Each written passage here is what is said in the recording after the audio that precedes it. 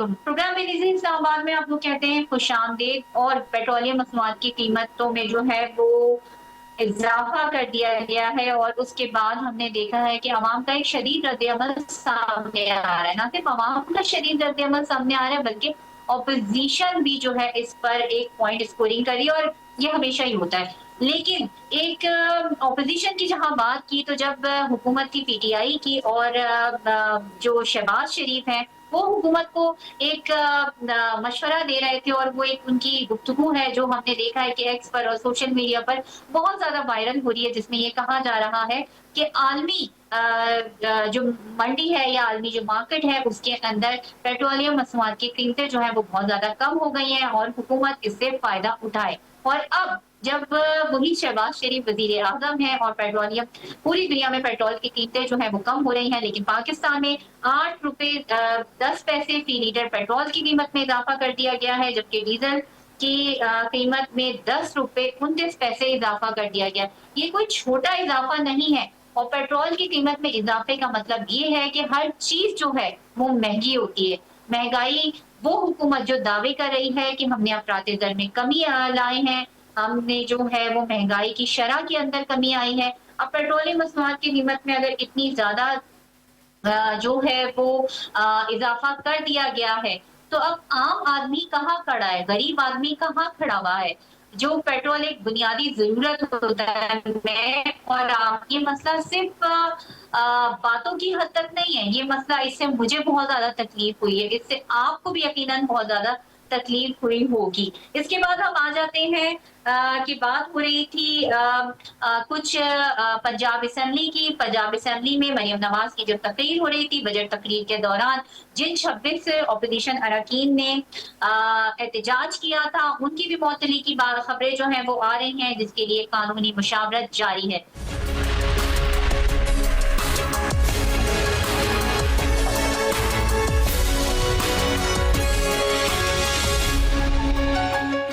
और जैसे कि ब्रेक से पहले मैं बात कर रही थी कि पेट्रोलियम मसनूआत की कीमत में जो है वो हुकूमत ने इज़ाफ़ा कर दिया और इज़ाफ़ा भी ऐसा ज़ालिमाना इज़ाफ़ा है कि जो किसी भी किस्म से जिसकी जो जस्टिफ़ाई नहीं किया जा सकता। इसी सिलसिले में मैंने बात की थी कि जब इमरान खान की हुकूमत थी यानी पीटीआई की हुकूमत थी, तो मशवरे दे रहे थे शहबाज शरीफ हुकूमत को कि जो वो किस तरह से जो है वो पूरी दुनिया में पेट्रोलियम की कीमतें कम हो रही हैं और पाकिस्तान की हुकूमत उससे फ़ायदा उठा सकती है। और अब जब वो खुद वज़ीर आज़म है और पेट्रोल की कीमतें पूरी दुनिया में कम हो रही हैं और पाकिस्तान में पेट्रोल की कीमत में इतना ज़्यादा इज़ाफ़ा कर दिया गया है।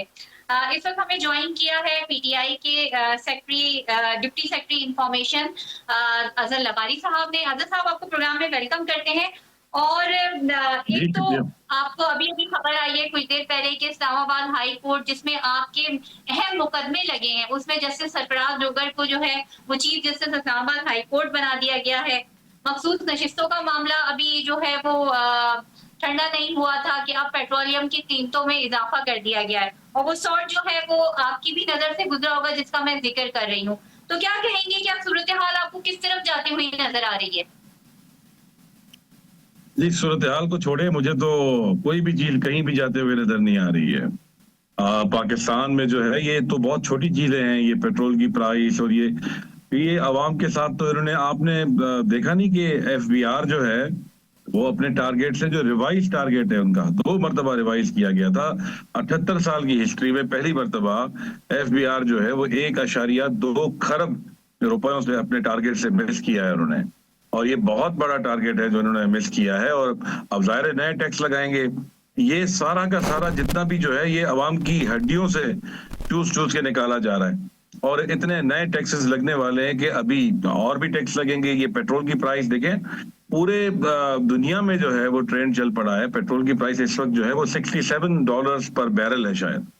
अब वो उस प्राइस पे इतनी प्राइस बढ़ा देना मतलब को आसान लगता है, क्योंकि टैक्स रिफॉर्म्स करना आते नहीं है, टैक्स लेना आता नहीं है लोगों से, कोई बेनिफिट तो देते नहीं है ना लोगों को। तो उसके जवाब में यही होता है कि पेट्रोल पे और ऐसी चीजों पे सैलरीड क्लास पे टैक्स लगाए जाएं, क्योंकि वो लोग तो मजबूर हैं, पेट्रोल तो लेंगे। सैलरी वाला दायरे, उसकी सैलरी से अगर टैक्स कट जाएगा तो वो क्या कर लेगा। तो इसी तरह से मिडिल क्लास का तो बिल्कुल ही खात्मा हो रहा है जी। बिल्कुल, मैं कहता हूँ अच्छे खासे लोग जो अच्छे घरों में रहते हैं और उनकी सूरत हाल बड़ी अच्छी थी पहले, अब वो भी जो है वो अपने ऑफिस जो है वो शिफ्ट कर रहे हैं दुबई में, मुल्क छोड़ कर बाहर जा रहे हैं। बड़ी मायूसी की सूरत हाल है। और चलिए हम पूछते हैं कि मायूसी की सूरत हाल क्यों है। मुस्लिम लीग नून से हमें ज्वाइन किया है कर्नल रिटायर मोहम्मद मारूफ ने, और मुशीर भी है ये वजीर आजम आजाद कश्मीर के। कर्नल साहब, प्रोग्राम में आपको वेलकम करते हैं। और पेट्रोल की कीमत में इतना ज्यादा इजाफा कर दिया गया है और अवाम इस पे शदीद नाला है। वो गवर्नमेंट के जो ये दावे कर रही थी अफराद दर में कमी आई है, बजट से पहले अरशे खुदनोश जो है उनकी कीमतों में कमी आई है, और अब पेट्रोलियम मसनूआत की कीमतें बढ़ी है इतनी ज्यादा, जबकि पूरी दुनिया में पेट्रोल की कीमत जो है वो कम हो रही है। बिस्मिल्लाहिर्रहमानिर्रहीम। बेनज़ीर साहब, सबसे पहले मैं आपका शुक्रिया अदा करूंगा, आपने मुझे अपने प्रोग्राम में जो है ना मदऊ किया और बात करने का मौका दिया। असल में ये जो पेट्रोल की कीमतें बढ़ी हैं, डेफिनेटली इसका एक आम आदमी एक जरूर फर्क पड़ेगा, और इसका ऑलरेडी काफी लोग अंडर प्रेशर हैं, इसमें कोई शक नहीं है। लेकिन इशू ये है कि जब ईरान और इसराइल की लड़ाई हो रही थी तो उस वक्त इंटरनेशनल मार्केट में जो प्राइस है वो तकरीबन 15% इंक्रीज कर गई थी। वो इंटरनेशनल मार्केट इंक्रीज जब 15% हुई, तो जब सीज फायर हुआ इसराइल और ईरान के दरमियान, तो उसमें जो रिडक्शन है वो 7% हुई है। अब ये समझ लें कि वो 7-8% जो इंक्रीज है, क्योंकि पाकिस्तान में जो प्राइस की एडजस्टमेंट होती है वो इंटरनेशनल मार्केट के साथ होती है, तो ये उसकी वजह से उन्होंने 9 रुपए समथिंग जो है वो पेट्रोल डीजल की कीमत बढ़ाई है, और 8 रुपए जो है वो पेट्रोल की कीमत बढ़ाई है। ये हुकूमत का जो प्रेशर था वो हुई है। लेकिन दूसरी साइड पे देखें, बात ये है कि जहाँ मामलात होते हैं, कहीं कोई चीज इंक्रीज होती है तो दूसरी साइड पे बेशुमार चीजें जो है ना वो मराद मिल जाती हैं, और उस वजह से वो चीजें बैलेंस भी हो जाती हैं। मतलब इन्फ्लेशन जो है वो बहुत कम हो गई है, आपको पता है। उसके बाद जो सैलरी है उनने इंक्रीज किया, और साथ ही सैलरी जो वाले लोग हैं उनको टैक्स छूट भी दी है उन्होंने। फिर जो है इन्फ्लेशन जैसे मैंने आपको जिक्र किया है। आप देखें, अभी तजारती एक्टिविटी जब बढ़ेगी उससे जो मनी सर्कुलेशन होगी, जिस तरह आज जो स्टॉक मार्केट है वो 1,28,000 पाउंड को उसने टच किया है। ये चीजें जो है ये सारी इंडिकेटर हैं कि इकानमी बेहतर हो रही है।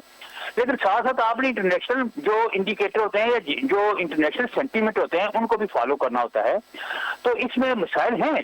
लेकिन दूसरी साइड में जब आपकी सैलरी बढ़ रही है, उसके साथ आपकी इन्फ्लेशन कम हो रही है, टैक्स एग्जम्पशन हो रही है, तो ये चीजें तो होती है ना मुल्क में, ये तो होती हैं। तो आपसे जी मारूफ साहब, एक सवाल मेरा आपका, एक सवाल और है कि पीटीआई के पंजाब असेंबली में 26 अरकान है, ऑपोजिशन अरकान जी, जो एहतजाज कर रहे थे जब मरियम नवाज बजट के दौरान तकरीर कर रही थी, और उनको एहतजाज करने पर उनको डी सीट करने के लिए अब कानूनी जो है वो मुशावरत जारी है, कानूनी नफाज पर जो है वो गौर किया जा रहा है। तो क्या देखिए, पूरी दुनिया के अंदर जो है वो ऑपोजिशन एहतजाज करती है, ठीक है, आपने उसको टीवी पे नहीं दिखाया, ओके मान लिया, लेकिन क्या ये सही तरीका है कि एहतजाज का भी हक नहीं दिया जाए, और फिर आप इतनी बड़ी तादाद में ऑपोजिशन के अरकान को जब वो डी सीट कर दें? देखिए, बात यह है कि पीटीआई का एहतजाज अगर आप कहते हैं कि ये कोई खबर नहीं बनती। पीटीआई का एहतजाज करना, पीटीआई का उखाड़ बिछाड़ करना, पीटीआई का जलाओ गलाओ करना, पाकिस्तान तोड़ फोड़ करना, मुल्क की जहां भी फायदा हो उसके खिलाफ एंटी सेंटीमेंट, उस तरह के जज्बात उजारना, ये कोई न्यूज नहीं है। असल में न्यूज ये बनती है जब कभी कोई ये कहे कि आज पीटीआई ने जो एहतजाज का प्रोग्राम है वो उन्होंने कैंसिल कर दिया है, मुल्क में जो बेहतरी आ रही है उसको अप्रिशिएट किया है, उन्होंने IMF को पाकिस्तान में जो बेहतरी आ रही है उसको IMF के साथ मिलकर मुल्क में मजीद इन चीजों को बेहतरी की तरफ ले जाने की कोशिश की है। तो ये खबर बनती है, ये खबर के पीटीआई ने एहतजाज किया है उनके लोगों को।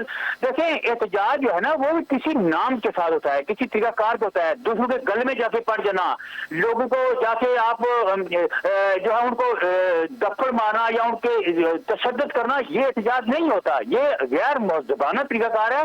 और इसमें जो एक कानून के मुताबिक जो स्पीकर है उसने रूलिंग दी है और उसके मुताबिक काम कर रहे हैं, तो ये तो दूसरी जो पार्लियामेंट है उनमें भी लोगों के खिलाफ उनकी वकीलों को उनको वहां से मैंने देखा पार्लियामेंट से लोगों को थप्पड़ मार के बाहर निकाला गया, वहां आए लोग बातें भी अपनी मर्जी की, ये फिर ये तो इंसाफ की बात कुछ थोड़ी हटती हुई नजर आती है। हमें माहिर कानून जो राजा खालिद हैं उन्होंने ज्वाइन किया है। खालिद साहब आपको प्रोग्राम में वेलकम करते हैं। अच्छा, अब ये जैसे पीटीआई के अरकान को 26 अरकान को ऑपोजिशन के अरकान को मुअत्तल करने की बात हो रही है और अब इसमें कानूनी नुकात पर गौर हो रहा है, आप क्या समझते हैं क्या सिर्फ एहतजाज करने पर सिर्फ इस बात को वजह बनाकर उन्हें डीसीट किया जा सकता है? कानून इस बारे में क्या कहता है? जी देखिए, एहतजाज की बुनियाद पे तो किसी को डीसीट नहीं किया जा सकता, लेकिन अगर आप वहाँ पे उदम मचाते हैं जिस तरह से किया गया कि स्पीकर के साथ बदतमीजी हुई, गाली गलोच हुई, गैर पार्लिमानी जबान का इस्तेमाल हुआ, तो फिर स्पीकर एम्पावर है कि वो कानून के तहत और जो रूल्स हैं जिनके तहत हाउस को चलाया जाता है उनके रोशनी में उन्हें सस्पेंड कर सकता है। और अगर मजीद उसकी वो वायलेशन करते हैं, अब मुझे उसका अंदाजा नहीं चूंकि मैं आउट ऑफ सिटी था कि उस एहतजाज की नेचर क्या थी, तो अगर वो उसकी ग्रेविटी को देखा जाएगा और उसकी ग्रेविटी की रोशनी में फिर वो कोई भी पीनल एक्शन ले सकते हैं। जी जी। अच्छा खालिद साहब, ये अभी हम एहतजाज की बात हम लवारी साहब की तरफ मैं जरा दोबारा जाऊंगी, लेकिन अभी पीटीआई को जो डीसीट किया गया है और पीटीआई की जो मखसूस नशिस्तें जो हैं वो उनको नहीं दी गई हैं और जिस तरीके से ये सारा फैसला आया है, सिवाय उस बेंच के पूरे मुल्क में ये आम तासुर पाया जा रहा है कि ये फैसला जो है वो हकायक पे मबनी नहीं है। ये पीटीआई के यानी ऑपोजिशन या कोई भी जमात इस जगह होती तो ये उसके साथ इंसाफ नहीं है और ये फिर तारीख में एक मिसाल बनाया जाएगा, एक रेफरेंस बनाया जाएगा अगले केसेस के लिए। जी देखिए बेनजीर साहिबा, मसला ये है कि अगर इसे कानून की रोशनी में देखा जाए, इसे कॉन्स्टिट्यूशन ऑफ पाकिस्तान को सामने रखते हुए देखा जाए, तो ये फैसला बिल्कुल कानून के मुताबिक है, कॉन्स्टिट्यूशन ऑफ पाकिस्तान के मुताबिक है। चूंकि 12 जुलाई 2024 को जो सुप्रीम कोर्ट ऑफ पाकिस्तान ने एक फैसला सादर फरमाया था जिसमें जो मेजोरिटी थी 8 मेंबर्स का, 13 रुकनी बेंच था लेकिन 8 मेंबर्स ने पीटीआई को रिलीफ दिया। यहाँ उसका थोड़ा सा जायजा लेने की जरूरत है। हुआ ये कि सुन्नी इत्तेहाद कौंसिल ने एक पिटीशन फाइल की बिफोर द इलेक्शन कमीशन के हमने अपना लिस्टें दाखिल नहीं की गो के रिजर्व सीट्स के हवाले से, लेकिन हमें रिजर्व सीट्स दी जाएं, ठीक है। फिर उसके बाद वो गए पेशावर हाई कोर्ट ने, तो पेशावर हाई कोर्ट ने ये करार दिया कि चूंकि आपने इलेक्शन में हिस्सा नहीं लिया, चूंकि पार्लियामेंट में आपकी नुमाइंदगी नहीं, चूंकि आपके सरबराह ने भी आजाद हैसियत में हिस्सा लिया है जो हामिद रजा साहब थे, लिहाजा you are not entitled for the reserve seats. फिर ये हुआ कि सुन्नी इत्तेहाद कौंसिल चली गई सुप्रीम कोर्ट ऑफ पाकिस्तान के रूबरू अपील में under article 185 of the constitution of Pakistan. होता ये है, कानून ये है कि जब अपील में आप जाते हैं तो अपील या तो मुस्तरद होती है या कुल्ली तौर पे मंजूर होती है या जुज़वी तौर पे मंजूर होती है।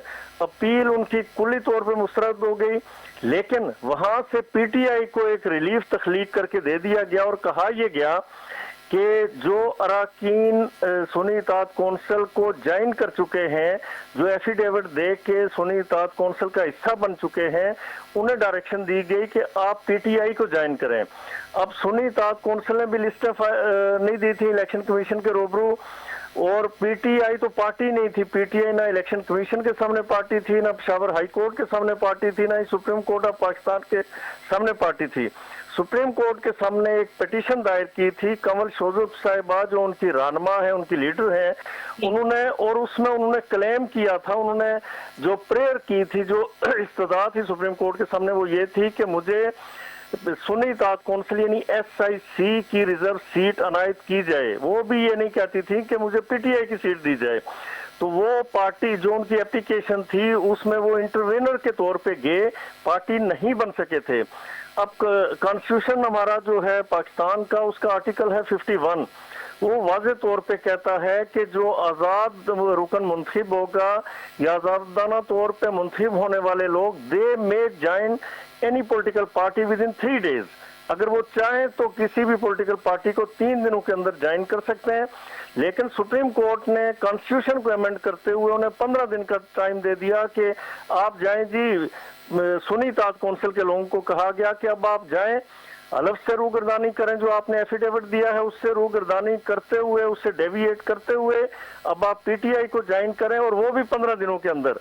देखिए जो आइन है या कानून है वो उसकी अदालतों का काम है कि उसकी तशरीह करे। ये नहीं होता कि आइन को आप रीराइट करें, आइन को अमेंड और अल्टर करके किसी को रिलीफ दें। फिर सुप्रीम कोर्ट ने उस फैसले में ये कहा था कि हमने ये कंप्लीट जस्टिस किया है under article 187 of the constitution. अब कंप्लीट जस्टिस भी होता है with in the parameters of the law, with in the parameters of the constitution. उससे बाहर जाके आप नहीं कर सकते, आइन का फुलिया बिगाड़ के ऐसा नहीं कर सकते। इस फैसले के जो मुजमरात थे, इसके जो फार रीचिंग इफेक्ट्स होने थे वो ये कि मेंबर्स अगर पहले एफिडेविट दे के सुन्नी इत्तेहाद कौंसिल को ज्वाइन कर चुके थे, तो सुप्रीम कोर्ट जब ये कहती है कि अब आप उससे डेविएट करें, उससे इनराफ करते हुए आपने PTI को ज्वाइन करना है, तो आप मुस्तकिलन एक रास्ता खोल रहे हैं हॉर्स ट्रेडिंग का कि आज कोई भी मेंबर, आजाद मेंबर जो इलेक्ट होता है वो एक पार्टी को ज्वाइन करता है, लेकिन कुछ अरसे के बाद अगर उसे ट्रेरी बेंचेस से कोई बेहतर ऑफर आती है तो फिर या कोई कहीं पे उसने अदम एतमाद में हिस्सा लेना है, अच्छी ऑफर या कोई पैसों या मनफियत बख्श कोई उसे ऑफर आती है ल्यूक्रेटिव किस्म की, तो वो उस पार्टी को ज्वाइन कर लेगा। ये हॉर्स ट्रेडिंग का रास्ता खुलना था उस जजमेंट के नतीजे में जो 12 जुलाई 2024 की थी। तो मैं समझता हूँ कि उसे लीगल पैरामीटर्स में अगर देखा जाए, उसे कॉन्स्टिट्यूशन के 4 कॉर्नर्स में अगर देखा जाए, उसकी हदूद और कयूद में देखा जाए, तो ये बेहतरीन फैसला है। नहीं तो उसके बाद हमारा आइन मुस्तकिलन अमेंड होता रहता, जैसा कि इससे पहले भी आर्टिकल 63 को अमेंड किया जा चुका है कि आप PTI से हम उनसे जरा इस पर मजीद भी डिस्कशन कर लेते। लगारी साहब, हलीमा खान साहिबा ने एक बयान दिया है बानी PTI से मुलाकात के बाद, और उन्होंने ये कहा है कि जो PTI का बोझ नहीं उठा सकता वो ओहदा आज छोड़ दे। बार बार इससे पहले माइनस इमरान खान की बात भी उन्होंने बात जो है बार बार कही। फिर अली अमीन गंडापुर के दरमियान और उनके दरमियान जो हम देखते रहे एक मीडिया वॉर सी, जो मीडिया पे बयानातों का सिलसिला स्टार्ट हो गया। अब इस मकाम पर कि जब आपकी मखसूस नशिस्तें भी चली गई, KPK के गवर्नमेंट भी जो है वो जाने बातें हो रही हैं कि वो भी खतरे में इस वक्त पड़ी हुई है, पार्टी को अपने अंदर के इख्तिलाफात खत्म करने चाहिए, उनकी सियासी क़यादत को बुर्दबारी का जो है वो मुज़ाहिरा करना चाहिए। आपकी बात खत्म हो गई जी? जी लगारी साहब, खत्म हो गई। आप अब अपनी बात शुरू करें। बेनजीर साहबा, पहले तो मैं जो वकील साहब हैं हमारे, इनकी मुश्किल आसान कर दूं। इतनी बड़ी इन्होंने लंबी बात की, आई होप वो बीच में नहीं बोलेंगे, मैं किसी के बीच में नहीं बोलता, मुझे पूरा मौका दिया जाएगा बोलने का। ये इतनी लंबी तकरीर करने की जरूरत नहीं थी जी। ये आप सीधा सीधा कह देते हैं कि मुक्तदरा को जब कोई पसंद होता है तो वही होता है। तो जब आजाद जजेस कुछ बीच में आ गए और देखा कि ये आजाद जजेस तो ट्रबल करेंगे, तो पूरी की पूरी 26वीं तरमीमी बीच में आ गई और सब कुछ ये हुआ। मुझे ये बताएं, इमरान खान साहब ने जब अपनी हुकूमतें खत्म की पंजाब में और खैबर पख्तूनख्वा में, तो 90 दिनों में इलेक्शन नहीं होने थे, वो आइन नहीं था। उस वक्त आइन कहाँ था, कहाँ थी उसकी इम्प्लीमेंटेशन आइन की? चले उसके बाद फिर जब इलेक्शन का टाइम जो है वो मुकर्रर हुआ, उससे पहले क्या पूरी दुनिया को नहीं पता कि तहरीक इंसाफ के साथ क्या हुआ था? उनके जो कैंडिडेट्स थे उनको अगवा करना, उनके नॉमिनेशन फॉर्म्स हाथों से छीन लेना, उनके तजवीज कुनंदा, तायद कुनंदा, उनके वकला, वहां तक जो है वो उनको कागजात छीने गए, वीडियोस मौजूद हैं, हर चीज मौजूद है। ये एक मतलब अजीब किस्म की जंगी हालात में मतलब ये फॉर्म नॉमिनेशन जमा कराना भी एक जहाद था। वो जहाज जो है वो पूरा करके वो उधर दिया गया, क्योंकि हर वक्त जिसको जहां जो जाता था उसको गिरफ्तारी का खतरा था। ये इस तरह से बात करना कि बड़े कोई नॉर्मल से हालात थे और ये सब कुछ हुआ था, ऐसा नहीं था। तो उसके बाद जो मैं समझता हूँ जुडिशरी की तारीख में जो बदनुमा दाग है वो काजी फाइल ईसा है। उसने जो फैसला दिया बल्ला छीनने का, ये इलेक्शन के जो है वो बहाने के जी इलेक्शन नहीं हुआ, इंट्रा पार्टी इलेक्शन नहीं हुआ। इंट्रा पार्टी इलेक्शन मुझे पता है अभी कुछ 2 महीने पहले पीपल्स पार्टी और काफ लीग के इंट्रा पार्टी इलेक्शन के नताइज का ऐलान किया है, दोनों बिना मुकाबला। वो उस पे कोई किसी को कोई तकलीफ नहीं है। हमने कोई उसके ऊपर एप्लीकेशन मूव नहीं की, कुछ भी नहीं किया।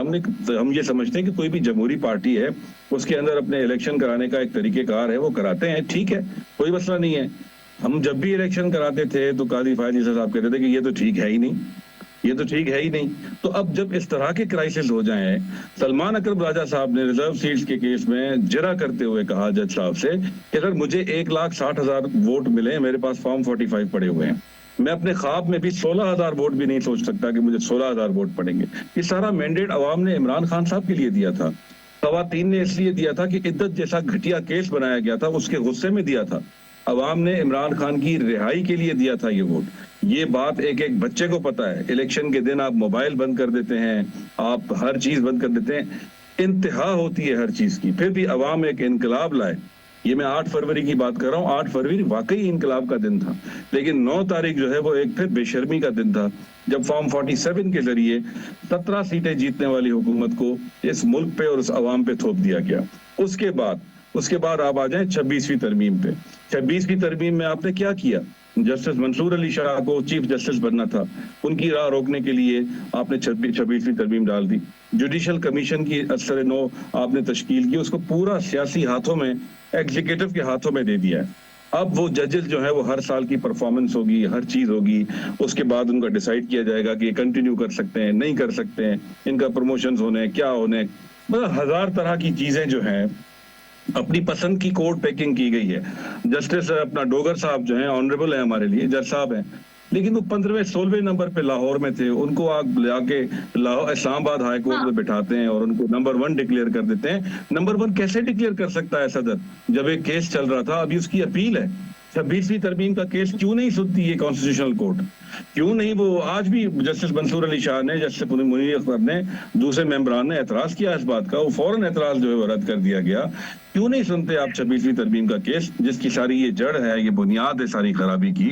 अभी तो 27वीं तरमीम की तैयारी हो रही है। सर हमारी तरफ से 28वीं तरमीम भी कर लें, 29वीं तरमीम भी कर लें।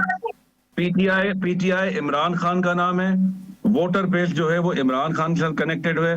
मैं किसी लीडरशिप को इसमें वोटर बेस नहीं मानता, चाहे वो अली अमीन गंडापुर साहब हो, सलमान अकरम राजा साहब हो, मैं खुद हूँ, कोई भी हो, हमारा कोई वोट बैंक नहीं है। वोट बैंक इमरान खान साहब का है। आपने लीडर को जेल में डाला हुआ है, वो जो जेल है वो पंजाब की हुदूद में आता है। एक तरीकेकार तय हुआ इस्लामाबाद हाई कोर्ट के साथ कि ये 6 लोगों की लिस्ट आप भेजेंगे और उसकी आपकी मुलाकात की जाएगी। वो मुलाकात नहीं होने दी जाती। इतना बड़ा कम्युनिकेशन गैप जो है वो लीडर के साथ में, आज सिर्फ 1.5 मिनट की मुलाकात हुई है जहीराबाद साहब से और 15 मिनट की मुलाकात हुई है उनकी बहनों के साथ। ये मुलाकात होती है, इस तरह मुलाकात होती है, ये तरीका है। ये पंजाब हुकूमत क्या कर रही है वहां पे, क्यों कर रही है? आपने 26 मेंबर्स को जो है वो सस्पेंशन दे दी है आपने। चलें, स्पीकर का इख्तियार है जी, वो आपको कुछ सेशंस के लिए सस्पेंड कर दें, कोई बात नहीं, लेकिन नाअहली का रेफरेंस का वजह पता है आपको क्या हुई है? वजह यह है कि जी आपने अपने पार्लिमानी लीडर का जो है वो कहना नहीं माना। मेरी बात हुई है अली वड़ाइच से, अली इम्तियाज वड़ाइच हमारे पार्लिमानी लीडर हैं, पार्टी की तरफ से नोटिफाइड है। पंजाब असेंबली ने उनको आज तक पार्लिमानी लीडर नोटिफाई नहीं किया और वो 26 लोगों में खुद शामिल है जिनकी हुक्म की खुलाफ वर्जी की बात कर रहे हैं स्पीकर साहब। तो ये अपना खुश करने के लिए शरीफ खानदान के सारे बेचारे नौकर हैं, उनको अपने मालिकों को खुश करने के लिए हर चीज करते हैं। उनको पता है, उनको जमीर को पता है कि हम गलत कर रहे हैं।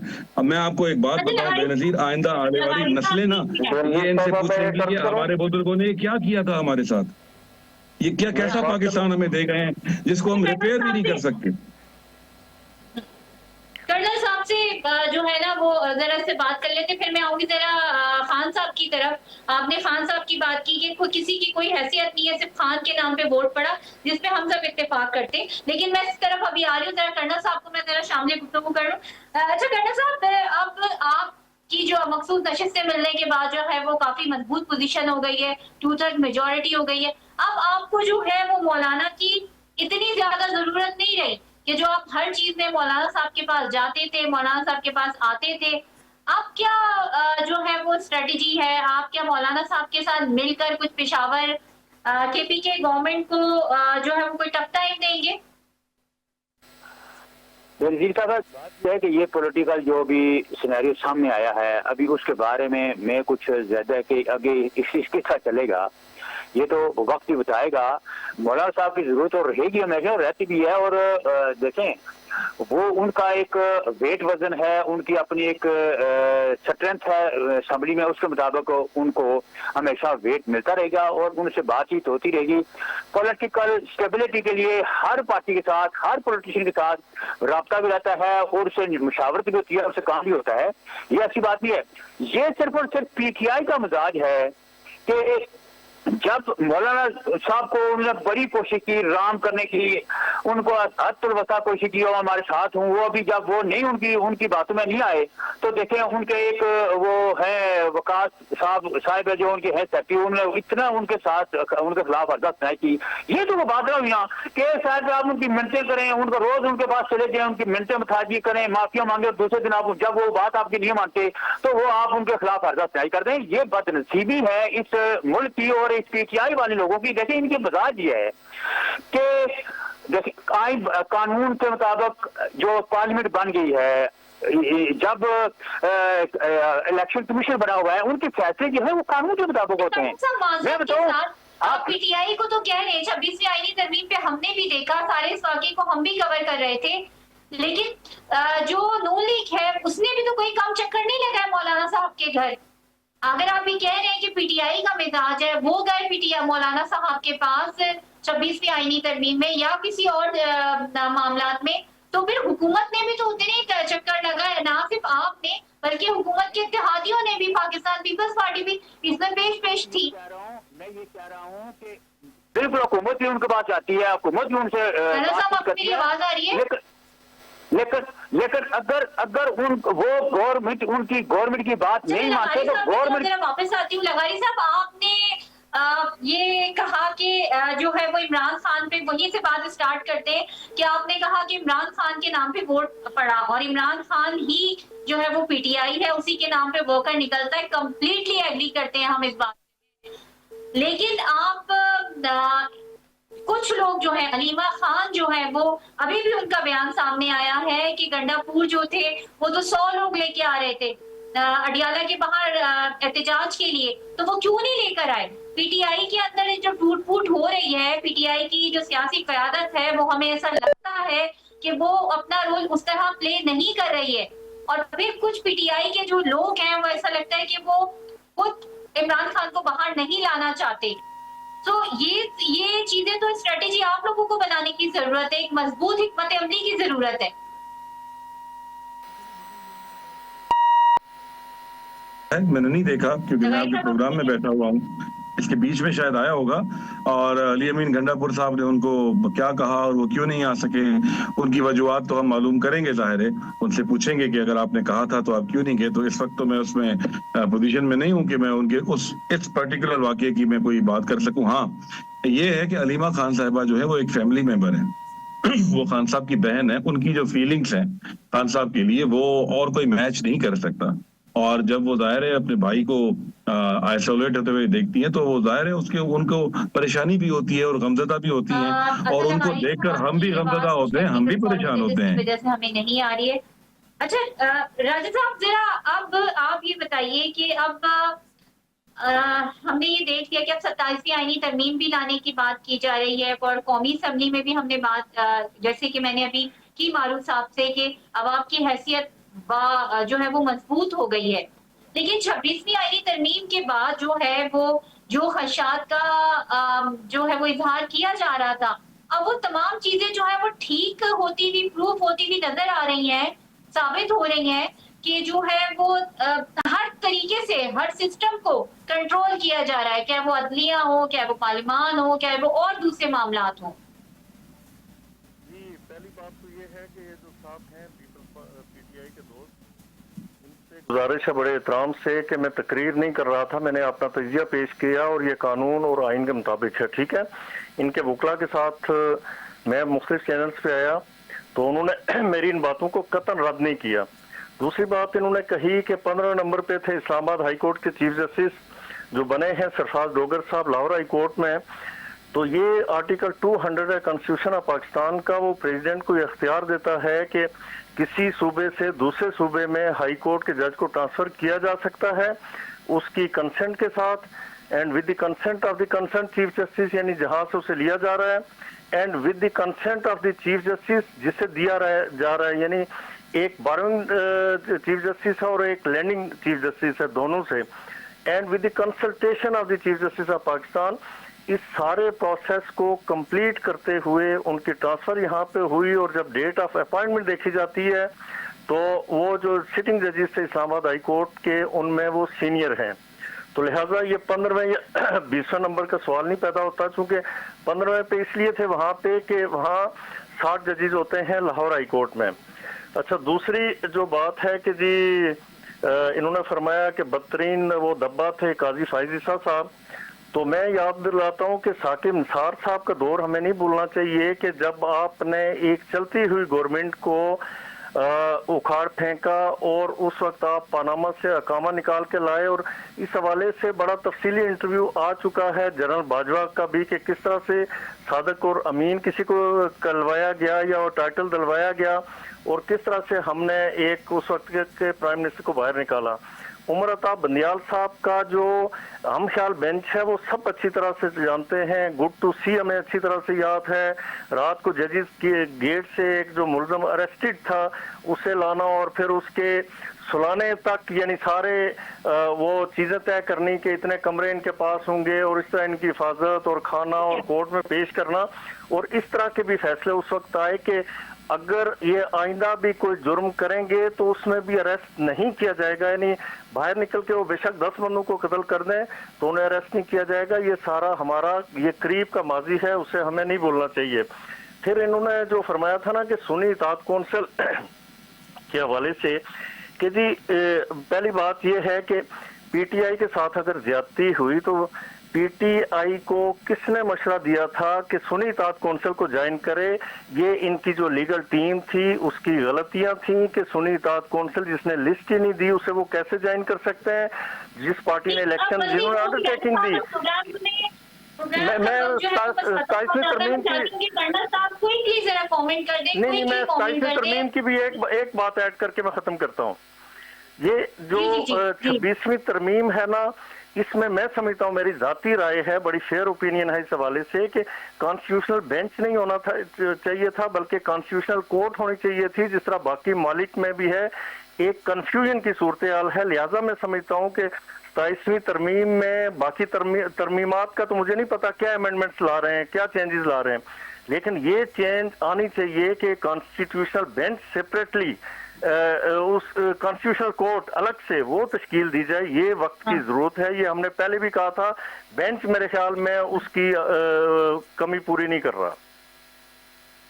अब लवारी साहब एक जरा शॉर्ट कमेंट कर दीजिएगा, वक्त बहुत ज्यादा कम है कि जो अब पीटीआई के अंदर जो इख्तिलाफात हैं, अभी भी देखें अडियाला जेल के बाहर जो गुफ्तगू हो रही है उसमें भी खुल के ये सारी बातें सामने आ रही हैं। गंडापुर साहब जो है वो एक अलग पैटर्न पे चल रहे हैं, अलीमा खान एक अलग पैटर्न पे चल रहे हैं, और अगर आप ये कहते हैं कि अलीमा खान की कोई सियासत में अमल दखल नहीं है, वो बाहैसियत इमरान खान की बहन के सिर्फ जो है वो बात करती है या उनका पैगाम देती है, तो बहुत सारी ऐसी मिसालें भी मौजूद है कि केपी के हाउस में वो बहुत इंपॉर्टेंट मीटिंग्स को चेयर कर रही है और उसमें आपके जो टॉप लीडरशिप है वो उसमें वहां पे बैठी हुई है। लगाड़ी साहब, लीगल टीम है वो मेरी फैमिली के साथ बैठे और मेरी क़यादत के साथ बैठे और ब्रीफ करें सबको, अपनी बहनों को भी और अपनी जो लीगल टीम है उनकी वो ब्रीफ कर रही थी क़यादत को भी। उसके अलावा उनकी कोई ऐसी कोई ज्वाइंट मीटिंग नहीं हुई है। बाकी ये है कि वो उन्हीं दिनों की ही बात है जो आप बात मेंशन कर रही हैं। बाकी देखें, ये आप अलीमा खान ना कोर कमेटी की मेंबर हैं ना वो पॉलिटिकल कमेटी की मेंबर हैं, उनकी बात को ज़ाहिर है अहमियत होती है क्योंकि वो खान साहब की बहन है और वो सिर्फ खान साहब की आज़ादी के लिए बात करती हैं। वो ये नहीं कहती कि आप अजहर लगारी को कोर कमेटी का मेंबर बना दें या पॉलिटिकल कमेटी का मेंबर बना दें या बेनजीर मेहदी को आप सेक्रेटरी जनरल बना दें, उन्होंने कभी ऐसा तो नहीं कहा। बाकी वो अपने भाई के हिसाब से बात करती हैं, आज़ादी के हिसाब से बात करती हैं। मेरे ख्याल में उनकी मुलाकातें जो हैं वो दोबारा से बहाल होनी चाहिए खान साहब की। उनको आइसोलेट कर रहे हैं, हम इसकी भरपूर मजम्मत करते हैं। नवाज शरीफ साहब 90 लोगों से मिलते थे जेल में, एक बंदे से नहीं मिलते थे, 90 लोगों से मिलते थे, अपनी पसंद की लिस्ट बनाकर मिलते थे, घर से खाना आता था, हर चीज करते थे। बिल्कुल हमारे प्रोग्राम में आने की बात अभी भी अधूरी वहीं पर रह गई है कि अलीमा खान की जो है वो क्या सियासी हैसियत है और वो मीटिंग शेयर करती रही हैं। हम इस पे दोबारा मैं कोशिश करूंगी कि कल हम आपको प्रोग्राम के अंदर दोबारा बुलाएं और इस पर यहीं से कंटिन्यू करें क्योंकि अभी बात जो है वो अधूरी रह गई है मुस्लिम लीग नून की तरफ से भी और खास तौर पे पीटीआई की जानिब से भी। इसी साथ ही मुझे दीजिए इजाजत। अपना और अपने चाहने वालों का बहुत ज्यादा रखिएगा ख्याल। अल्लाह हाफिज।